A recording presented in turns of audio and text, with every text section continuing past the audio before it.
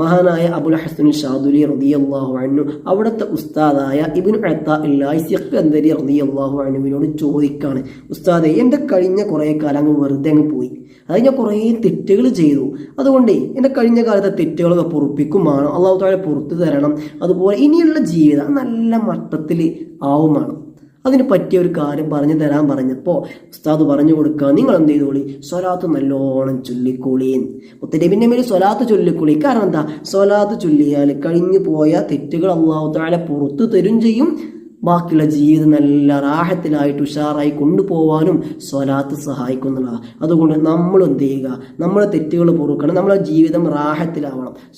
സ്വലാത്ത് നമ്മൾ എന്ത് ചെയ്യുക, നല്ലോണം വർദ്ധിപ്പിക്കുക. പ്രത്യേകിച്ച് വെള്ളിയാഴ്ച രാവുകളിലും വെള്ളിയാഴ്ച പകലിലും സ്വലാത്ത് നല്ലോണം വർദ്ധിപ്പിക്കണം. നബി സല്ലല്ലാഹു അലൈഹി വസല്ലം തങ്ങൾ പറയാണ്, ഇന്ന ഔലൻ നാസി ബി യൗമൽ ഖിയാമത്തി അക്തറുഹും അലയ്യ സ്വലാ,